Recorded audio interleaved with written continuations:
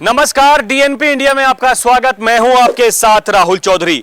देखिए, इस समय हमारी मौजूदगी जानेरा गांव में है और ये गांव बॉर्डर, देखिए बॉर्डर के इलाके में ही हम यहां से कवर कर रहे हैं चुनावी कवरेज। और इसके बाद में जो है इगलास विधानसभा लगती है। ये खैर विधानसभा का यहां पर बॉर्डर का गांव है।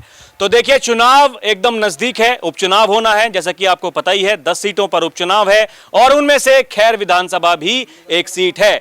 देखिए, बीजेपी और आरएलडी का गठबंधन एक तरफ है तो एक तरफ इंडिया गठबंधन है और समाजवादी पार्टी ने वहां 6 सीटों पर अपने प्रत्याशी घोषित कर दिए हैं। लेकिन अभी तक जो एनडीए गठबंधन है बीजेपी के, वहां पर बीजेपी के घटक दल और जो बीजेपी जहां पर चुनाव लड़ रही है, आरएलडी भी उनमें शामिल है, अभी तक वहां से कोई टिकटों की घोषणा नहीं हुई है। तो देखिए, यह लड़ाई बहुत ही महत्वपूर्ण है क्योंकि हाल ही में हमने देखा जम्मू और कश्मीर और हरियाणा के चुनावी नतीजे आए जिसमें बीजेपी ने अच्छा प्रदर्शन किया, जिसके दम पर अब बीजेपी कह रही है कि जो ये उपचुनाव होंगे हम अब भी अच्छा प्रदर्शन करेंगे जो हमारे घटक दल हैं उनके साथ में मिलकर। तो कैसा इस बार माहौल रहने वाला है, क्योंकि ये उपचुनाव है, यहां की जो स्थानीय जनता है, अब इन्हीं से पूछते हैं और जानते हैं कि इस बार क्या होगा। आपका नाम क्या है भाई साहब? मेरा नाम है नरेंद्र सारस्वत।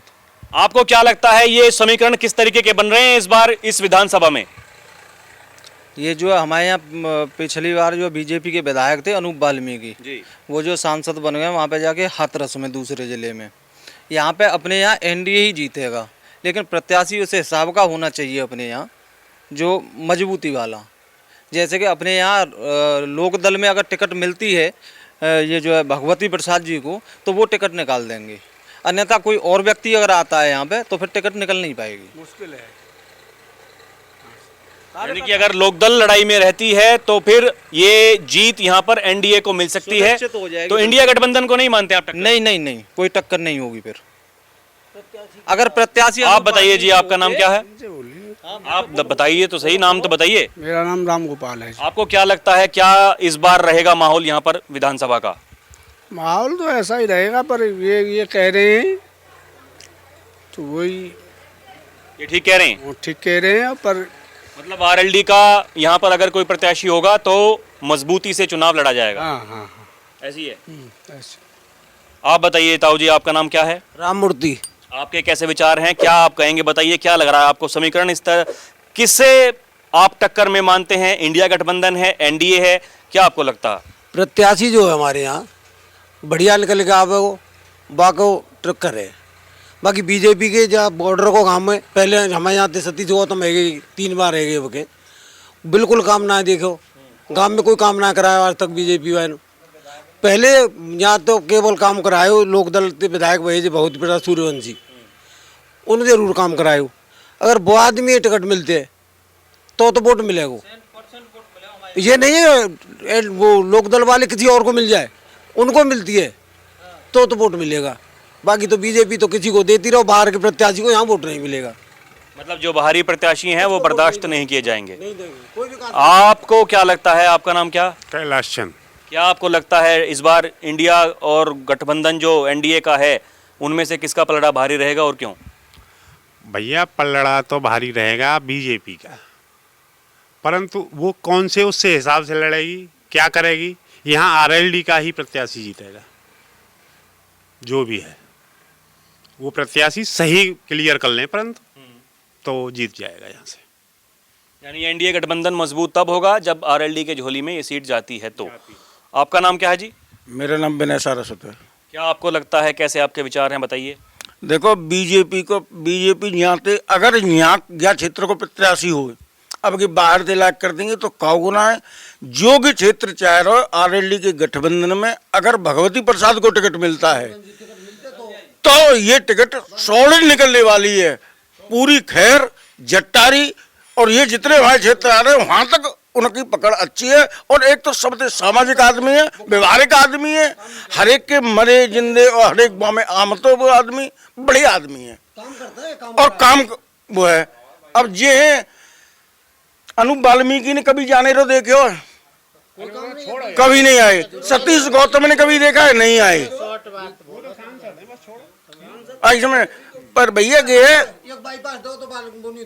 जी आप बताइए, आपका नाम क्या? मेरा सुरेश चंद नाम है। कैसे आपके विचार हैं, आपका क्या कहना? विचार है यहाँ से एनडीए गठबंधन की सीट निश्चित निकलेगी, परंतु पहले माननीय विधायक पूर्व विधायक भगवती प्रसाद सूर्यवंशी जी अच्छा काम करके गए हैं।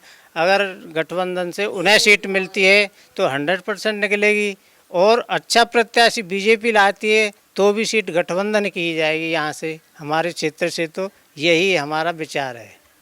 यानी कि जो प्रत्याशी है क्षेत्रीय होना चाहिए, क्षेत्रीय होना चाहिए। क्षेत्रीय को हम महत्व देते ऐसा हो जो सुख दुख में सबके काम आए, इस जी, तरीके जी, का जी, आप जी। उम्मीदवार चाह रहे हैं। बिल्कुल हम उम्मीदवार चाह रहे देखिए हैं। इंडिया गठबंधन भी ताल ठोक रहा है, वो बताइए क्या वो उनकी टक्कर नहीं है? देखिए संभवतः ऐसी उम्मीदें लगाई जा रही हैं कि सीट ये लगभग कांग्रेस के पास में आ इस सकती समय है। टक्कर नहीं है जी, हमारे यहाँ कोई टक्कर नहीं है। हमारे यहाँ एनडीए गठबंधन ही निश्चित सीट निकालेगा। देखिए एनडीए गठबंधन ही यहाँ पर सीट निकालेगा। थोड़ा इधर आ जाइए भाई साहब, आपका नाम क्या है? गौरव कुमार। तो गौरव जी आपके कैसे विचार हैं? हमारे विचार तो ये है साहब, अगर लोकदल से भगवती प्रसाद जी को टिकट मिलती है और मिलनी चाहिए उनको, उनकी सीट निकलेगी। हमारे यहाँ से अच्छे प्रत्याशी हैं, जो भी काम कहते हैं वो कराते हैं। उसके अलावा बीजेपी वाले अभी तक कोई यहाँ किसी ने तो गांव भी नहीं देखा कि है या नहीं। हमारा विचार ये है कि भगवती प्रसाद जी को टिकट मिलनी चाहिए लोकदल से, उनकी सीट निकलेगी। और ये इंडिया गठबंधन को आप फाइट में नहीं मानते हैं? नहीं जी, हम पहले अपने प्रत्याशी को मानते हैं, लोकल प्रत्याशी को। गठबंधन से मतलब नहीं है हमें, जो हमारे साथ खड़ा है हम उसके साथ खड़े हैं।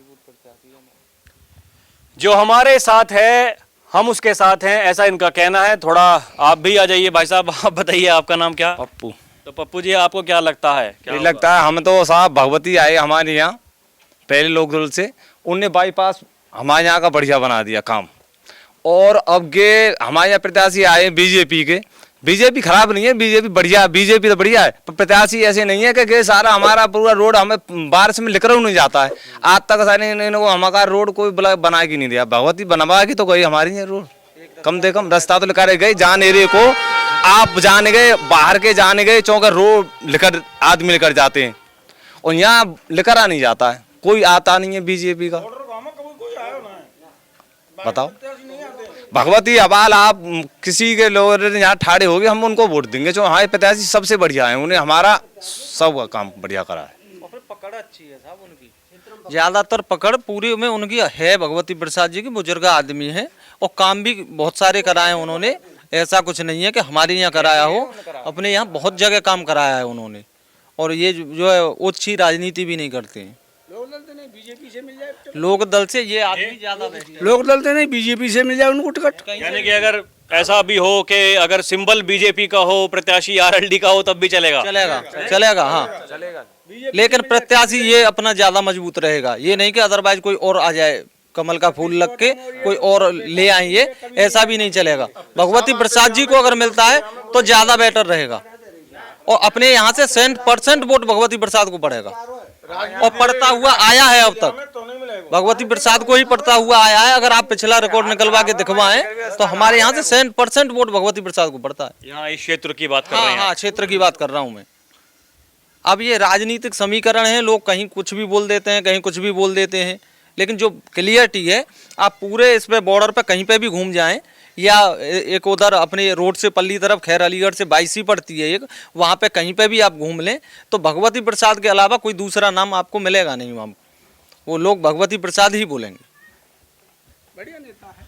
तो देखा आपने, यहाँ पर लोगों से हमने बात की और इनका ऐसा कहना है कि देखिए अगर आरएलडी के खाते में ये सीट आ जाती है तो यहाँ पर बीजेपी आरएलडी गठबंधन का जीतना आसान हो जाएगा, वरना तो फिर इंडिया गठबंधन के साथ में एक लड़ाई लड़नी पड़ेगी एनडीए को।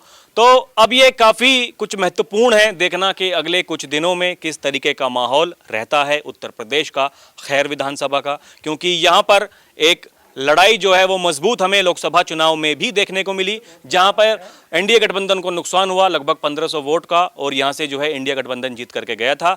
क्योंकि ऐसा बताया जा रहा है कि कुछ नाराजगी है जो स्थानीय यहाँ के नेता हैं बीजेपी के, लेकिन अगर आरएलडी को ये सीट मिल जाती है तो यहाँ पर जो है एक आसानी से टक्कर दी जा सकती है और जीत सुनिश्चित की जा सकती है। आगे क्या होगा उसका रहेगा इंतजार। अभी के लिए इतना ही। आप देखते रहें डीएनपी इंडिया। कैमरा पर्सन प्रिया के साथ मैं राहुल चौधरी। नमस्कार।